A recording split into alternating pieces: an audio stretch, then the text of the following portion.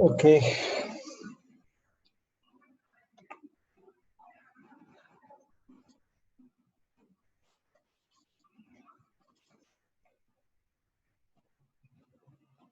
Let's start.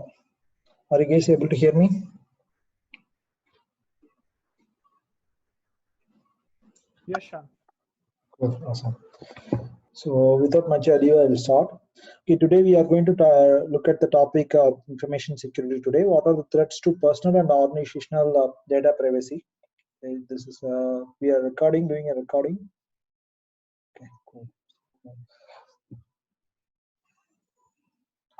So if you look at the threats of the personal and organizational data privacy, so let's use this COVID-19 as an example, right?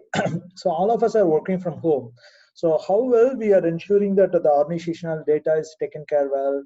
So can the employees who were working from home, are there, even though they may be connected to the right VPN systems, other systems, but how about they are accessing some sensitive data? Let us take an example of Bank of America, right? Bank of America being supported by a HCL technology partner, system integrator. So the employee of HCL system administration team, they remotely being operating the Bank of America system technology system. They have connection through VPN, etc.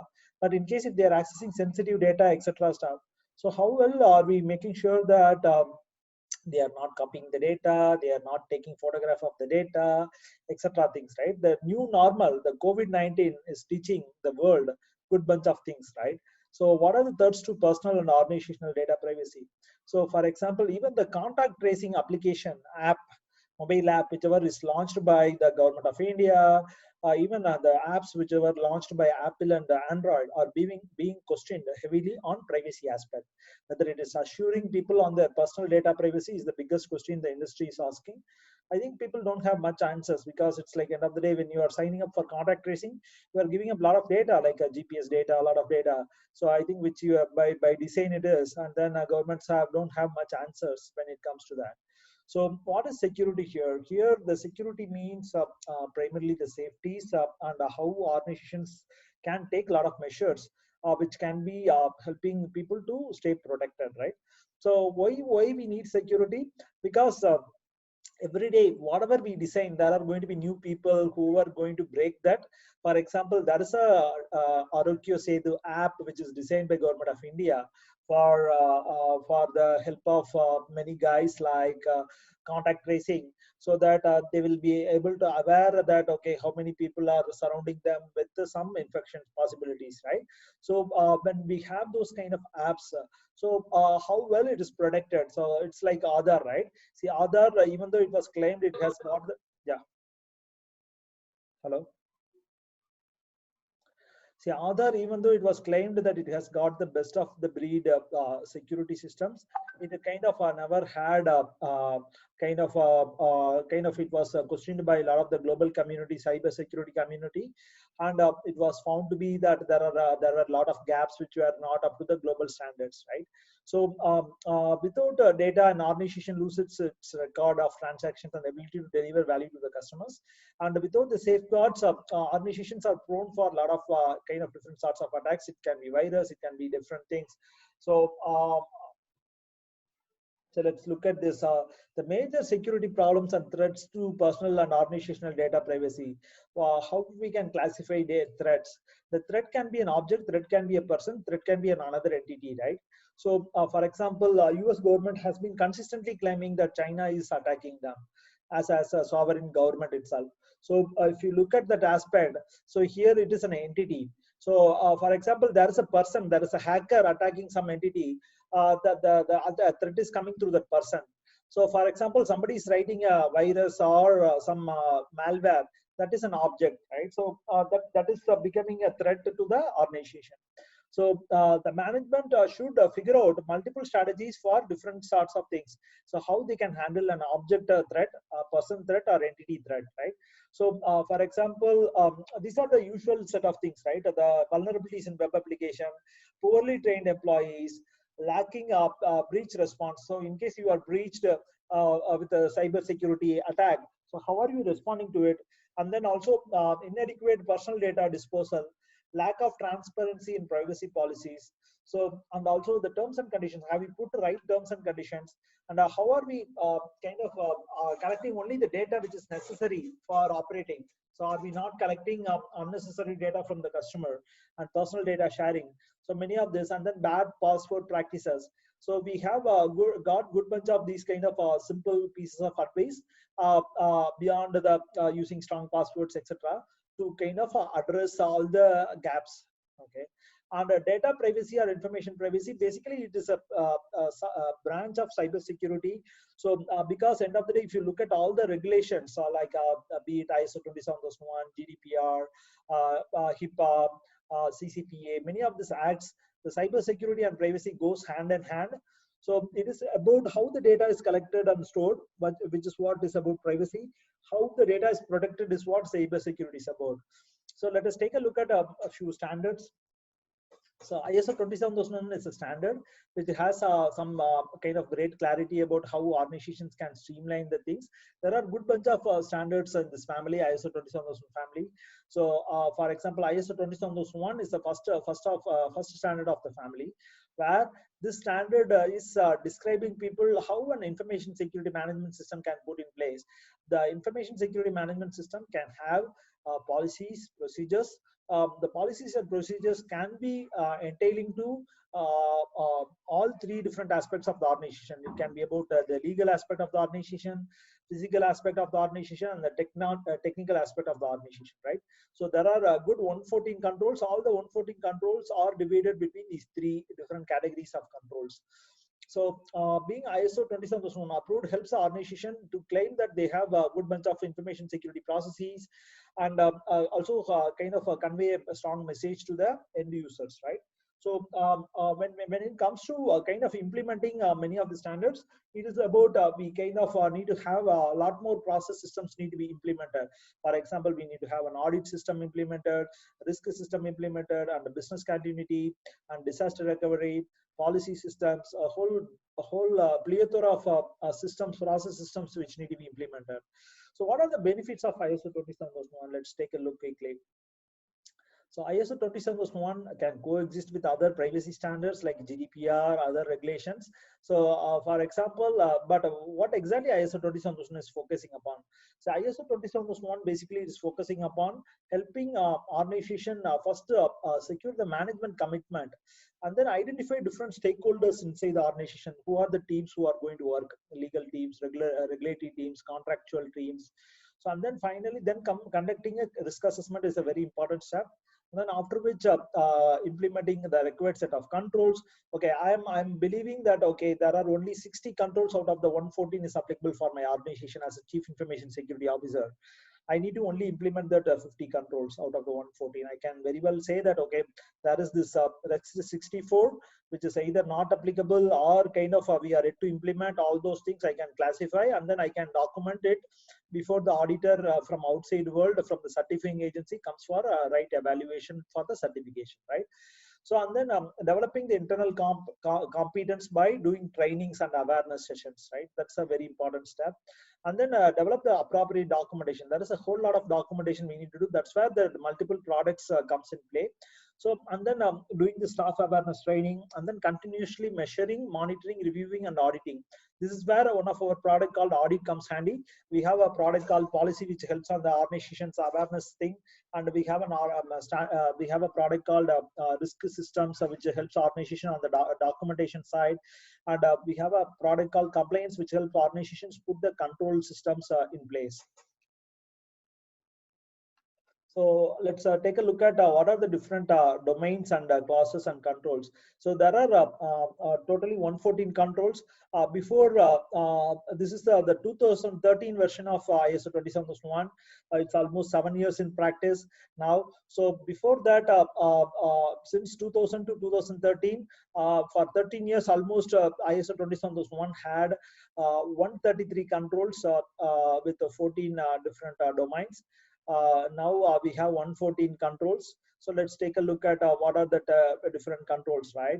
So there are only 10 management system classes these days. So for example, things like we have things like information security policy is one of the top important thing. So how the organization is defining the set of security policies, and then comes organization of information security. Who are the teams, who are the management, or who are the actual guys who are implementing things? All those things comes in the 8.6, right? And 8.7 comes on the HR, human resources security, where it's about how well we are checking when there are employees joining the organization, when they are kind of being onboarded, before joining the organization. What are the things we are checking? After they relieved, so what are the things we are checking? So on the 8.8, it's about asset management. And the asset management, it's not only hardware assets, software assets, information assets, people assets, all different assets, how it is put into asset register, and all assets, how we are conducting a business impact assessment of all the assets. And then we are kind of using that as part of the business resiliency process, which is business continuity, which is in the 8.17. So asset 8.8 and 8.17 are very closely related. So the business continuity management, business impact assessment is conducted very well based on assets under a business unit, right? So when we are defining a business unit, we need to define based on the number of assets it holds, number of hardware assets, software assets, people assets, information assets. So 8.9 talks about access control, how well the access of all the organization is kind of managed. And then 8.10 is about cryptography, where so how well the different technology systems are encrypted, how well we are managing the whole cryptographic management system of the organization. And 8.11 talks about physical and environmental security. So are we following the right things? So things like, okay, in case if you are into some business which is dealing with the chemical or some sorts of environmental impact, so have we put right set of controls related to environmental security beyond the physical security? In physical security, it's a usual thing. When people are visiting the office, so are we documenting? Are we confiscating right set of the storage devices from them? So whether it can be allowed or not allowed. So in case if it's brought inside the organization, whether all the systems are protected enough so that they cannot take the data out.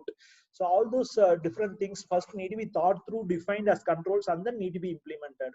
And then comes 8.12, which is on the operation security. So in the operation security, there are multiple set of controls where it's about how well kind of it's kind of in the real technology operations or even enterprise operations of the security is ensured, right? So there are multiple security products comes very handy for this operation security. For example, security incident and event management is a one product where it contributes to this particular class as well. So communication security is about email systems, etc. stuff. What are the different communication systems what we are using? system acquisition and development and maintenance. 8.14 is about how well we have put a different set of things about like a set of controls what we have developed. For example, we are having a technology engineering team. What are the set of controls we have for them? So how well they are protecting the data which is getting built there. So for example, things like they are kind of doing things like, for example, building new technology systems, how it is being tested.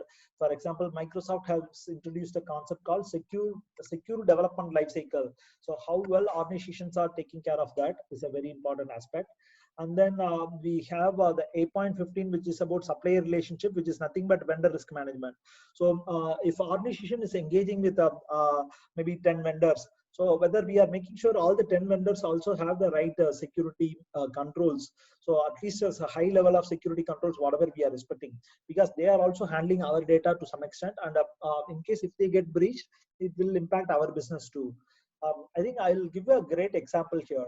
For example, a bunch of years before, the biggest contractor vendor of Apple, Foxconn, they got penalized by the Chinese government and public media houses for wrong, poor human resource practices, right?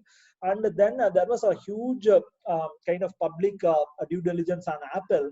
How come they can outsource it to Foxconn in China, with which don't have many good practices like cyber security, many things, right? So everybody was questioning about it, and then finally Apple need to spend a lot of money, a lot of dollars, billions of dollars, to kind of make sure that they have a very sophisticated vendor risk system, and then through which now they are covering things, right?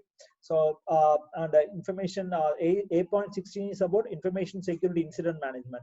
So how well we are documenting any security incident happening, how well we are doing postmortem, how well we are kind of further passing it through.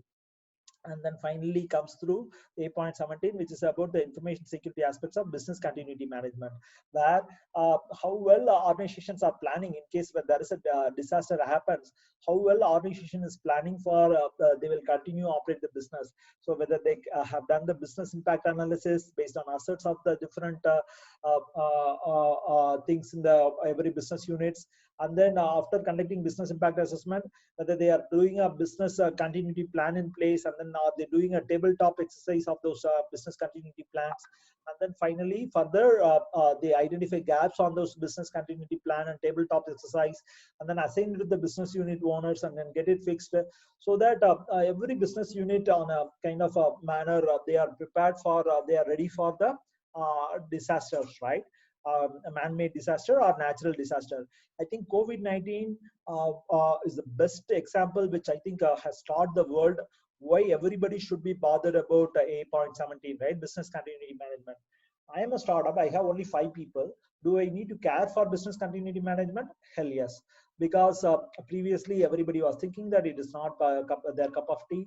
But now, if you look at it, everybody is realizing that it's a big thing where they must bother. They should figure out, they may be a small startup, but still they should figure out, okay, how well the teams will continue operate from remote work from home options, how well they will make sure that there are some basic sanities taken care with respect to security. So how well they have the NDA clauses, NCA clauses, at least through which they can control, how well they have put right amount of security controls on the different people's machine on the laptop, so that people are not sending the code outside or whatever, right? So in case if they are into some technology, confidential technology system building effort, so how well they can make sure that people are doing the engineering on a very protected environment, right?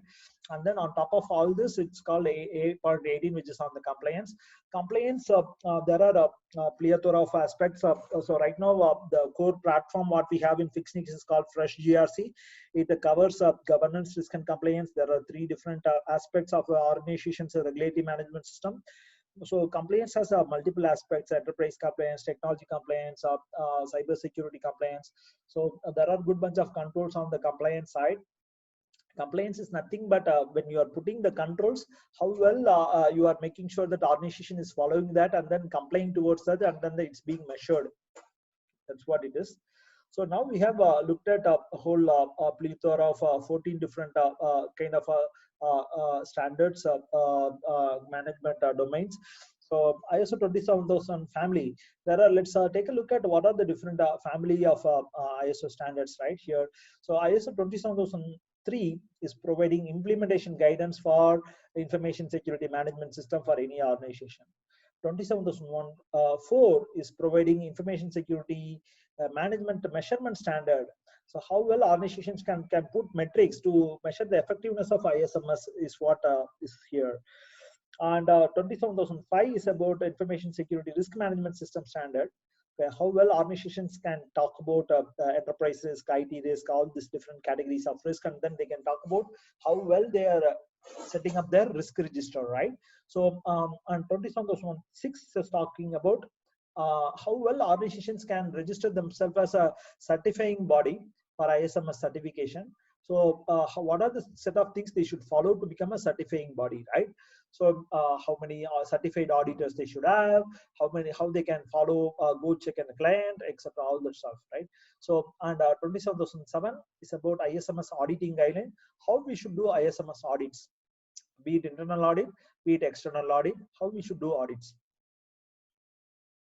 I think I'll try to spend rest of the time for questions. Please go ahead in case you guys have any questions, please shoot.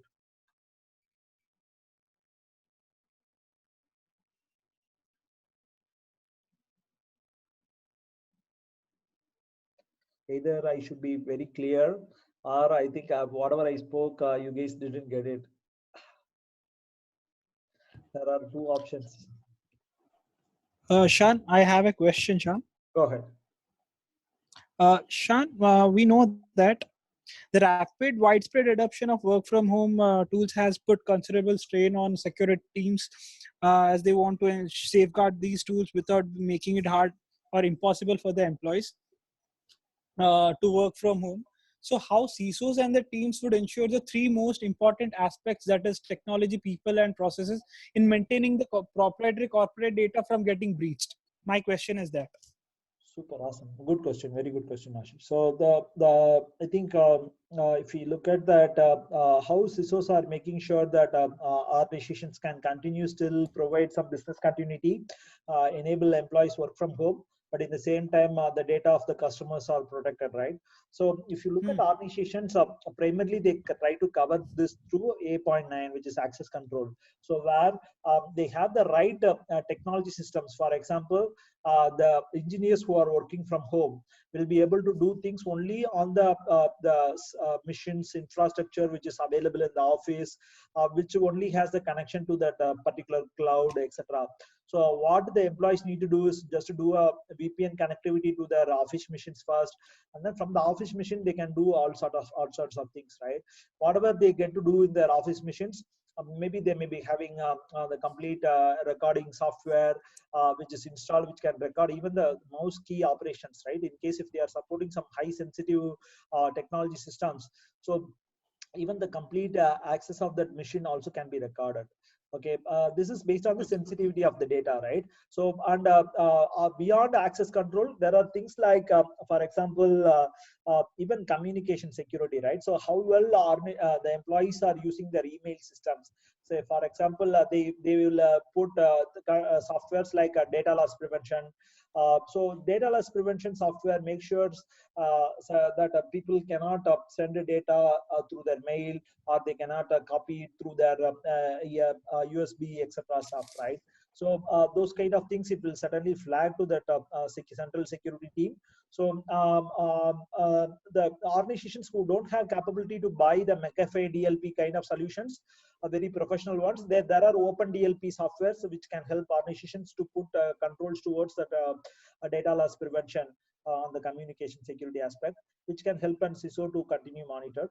I think these are the two things: access control, communication security are the two aspects. I think I will have one philosophical answer which you might have heard. So I think any CISO, to great extent, after putting even investing hundreds of millions of dollars on technology systems, one thing what they kind of go by is just the trust ecosystem. They try to do a lot of trainings, awareness things, and then they make sure that all employees get the message that they are being monitored to some extent. So through that, they will try to build the trust. Okay, they will try to build the seriousness for all employees that they should be doing things in a sensitive fashion. So I think this is like so if you have gone to a mall shopping complex, you would be seeing there will be securities, at least in the Indian region. You would be seeing this, or Asian region, you would be seeing this often. So there would be security in the entrance of every shopping complex. They would be trying to do a bomb check behind the kind of in the underneath your car, and also at times they check even your dicky. So uh, if somebody wants to take the bomb inside a shopping complex through a car, they will certainly put that under the seat cover of that driver itself, instead of putting under the car, or otherwise under the dicky, right? So so if somebody wants to really take the bomb inside a shopping complex to screw them, they will screw it. Okay, this by having this physical security people standing in front of the shopping complex to check all the cars. Even they spend a minute checking the dicky, checking the underneath the car, is just trying to give a message to them, saying that okay, there is some control, some sorts of control. If not everything, there is some sorts of control, right? So this is just to it's usually an emotional angle through which organizations try to give a message that okay, they are being monitored, right? So likewise, if you ask any CISOs, if they are very close, they will open up. So I'm a cyber security product vendor, so I don't need to be shy about telling this fact, but this is the real truth. Thanks, Shan. That answered my question. Cool. Are there any other questions, folks?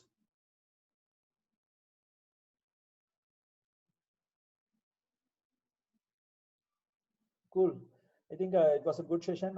Let's meet with one more topic next week. Thanks a lot. Thanks, Shan.